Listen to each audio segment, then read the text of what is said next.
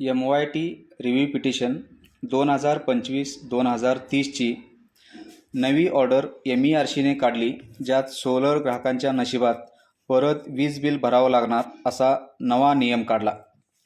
अर्थातच हा revised petition order आहे, म्हणजे याच पिटिशनवरती MERCने दिलेली या अगोदरची ऑर्डर कोर्टाकडून स्टे आणून रद्द करण्यात आला होता आणि कोर्टाने MERCला पुन्हा जनसुनावणी घ्यावेत आणि मगच ऑर्डर काढावी अशा सूचना दिल्या होत्या।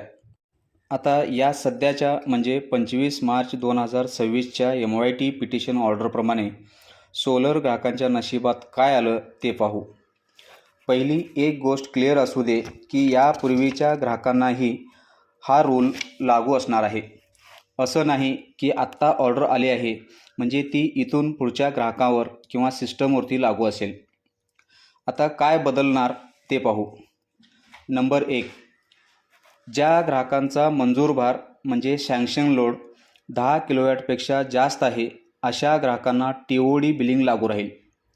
या अगोदर फक्त इंडस्ट्रियल ग्राहकांना 20 किलोवॅटपेक्षा जास्त मंजूर भार असलेल्या कंझ्युमरसाठी KVA किंवा TOD बिलिंग लागू होते।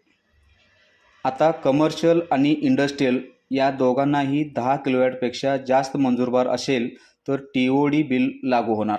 3 TOD स्लॉट आहेत। एक म्हणजे सकाळी 9 ते संध्याकाळी 5 वाजेपर्यंत।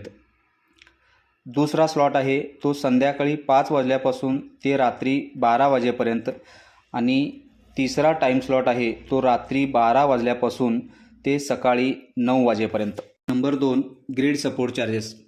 आता ग्रीड सपोर्ट चार्जेस काय आहेत तर सोलर रूफटॉपचं म्हणजे सध्याच्या सोलर रूफटॉपचं दुसरं नाव आहे ते ऑन ग्रीड सिस्टम। म्हणजे सध्याची सोलर सिस्टम ही ग्रीड ऑन असतानाच काम करते, म्हणजे ती ग्रीडच्या सपोर्टमुळेच वीज तयार करू शकते। म्हणून महावितरण त्या वीज निर्मितीला ग्रीड सपोर्ट चार्जेस चालू करणार। म्हणजे जितकी वीज आपण सोलरमधून तयार केली आहे त्या संपूर्ण विजेला ग्रीड सपोर्ट चार्जेस लागू राहणार।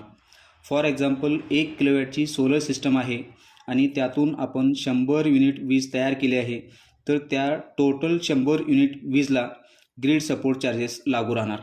त्यामध्ये तुम्ही डायरेक्टली किती वापरली किंवा किती एक्सपोर्ट केली याला काही महत्त्व नाही। आता या नियमामुळे नुकसान आहे ते नॉन रेसिडेन्शियल कंझ्युमरचे।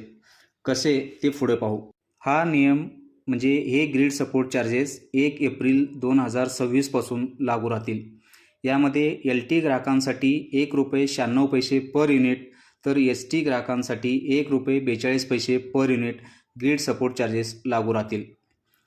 ज्या ग्राहकांचा किंवा ज्या ग्राहकांचे मंजूर भार 10 किलोवॅटपेक्षा जास्त आहे अशा ग्राहकांना हे ग्रीड सपोर्ट चार्जेस लागू राहतील। यामध्ये समजा तुमचा मंजूर भार 10 किलोवॅट आहे पण सोलर सिस्टमची कॅपॅसिटी 1 किलोवॅट आहे, तरीसुद्धा ग्रीड सपोर्ट चार्जेस हे लागू राहणार। हे ग्रीड सपोर्ट चार्जेस 1 जानेवारी 2020 नंतर अर्ज करणाऱ्या त्या प्रत्येक ग्राहकावरती लागू राहणार आहेत ज्यांचा मंजूर भार हा 10 किलोवॅट किंवा 10 किलोवॅटपेक्षा जास्त असणार आहे। नंबर 3, 10 किलोवॅटपेक्षा जास्त कॅपॅसिटीचा मंजूर भार ग्राहकांना TOD बिलिंग अंतर्गत होणाऱ्या बिलिंगमध्ये 3 टाईम झोन आहेत।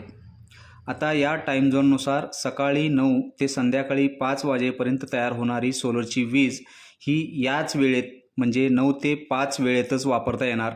बाकीच्या कोणत्याही वेळेत या विजेचा शट ऑफ मिळणार नाही। म्हणजे या वेळेमध्ये तयार झालेली वीज ही फक्त 9 ते 5 याच वेळेमध्ये वापरावी लागणार। रात्रीच्या वेळी लागणारी वीज म्हणून दिवसा याच 9 ते 5 वेळेत वापरून राहिलेली वीज एक्सपोर्ट करायचो आणि रात्रीच्या वेळी इम्पोर्ट करायचो। आता असं करता येणार नाही। त्यानंतर संध्याकाळी 5 वाजल्यापासून ते रात्री 12 वाजेपर्यंत तयार होणारी वीज 24 तासात कोणत्याही वेळेत ॲडजस्ट करता येईल। आणि तिसरं म्हणजे रात्री 12 वाजल्यापासून ते सकाळी 9 वाजेपर्यंत तयार होणारी वीज ही रात्री 12 ते संध्याकाळी 5 वाजेपर्यंत वापर करता येईल। म्हणजे यामध्ये 12 ते 9 आणि 9 ते 5 या 2 टाईम झोनमध्ये ही वीज वापरता येईल। हा नियम 1 जुलै 2025 पासून लागू राहणार आहे। त्यामुळे रिवाइज्ड बिल देखील येण्याची शक्यता आहे। त्यामुळे मागच्या 9 महिन्याचा डिफरन्स देखील भरावा लागेल. शेवटी पुन्हा एकदा हायलाइटेड पॉईंट्स. नंबर 1 जानेवारी 2020 नंतर अर्ज करणाऱ्या त्या प्रत्येक सोलर रूफटॉप ग्राहकासाठी ज्यांचा मंजूर भार 10 किलोवॅट किंवा 10 किलोवॅटपेक्षा जास्त आहे अशांना ग्रीड सपोर्ट चार्जेस लागू राहतील, जे LTसाठी ₹1.96 तर HTसाठी ₹1.42 असणार आहेत. Number 2 TOD billing. 10 किलोवॅटपेक्षा जास्त मंजूर भार असलेल्या नॉन रेसिडेन्शियल आणि नॉन ॲग्रिकल्चर ग्राहकांना हे TOD बिलिंग लागू असणार आहे. नंबर 3 TOD बिलिंग अंतर्गत येणाऱ्या ग्राहकांना 9 ते 5 या वेळेत तयार होणारी एक्स्ट्रा वीज ही त्याच वेळेत वापरावी लागणार आहे, अन्यथा ती वीज वाया जाणार. नंबर 4 या वाया जाणाऱ्या विजेला देखील ग्रीड सपोर्ट चार्जेस लागू राहतील. त्यावरती सोल्युशन म्हणून एकतर त्याच प्रमाणात सोलर पॅनल्स कमी करावे लागेल किंवा त्यामधून तयार होणारी ही एक्स्ट्रा विजेसाठी एनर्जी स्टोरिंग डिव्हाइस वापरणे अनिवार्य होणार आहे. धन्यवाद.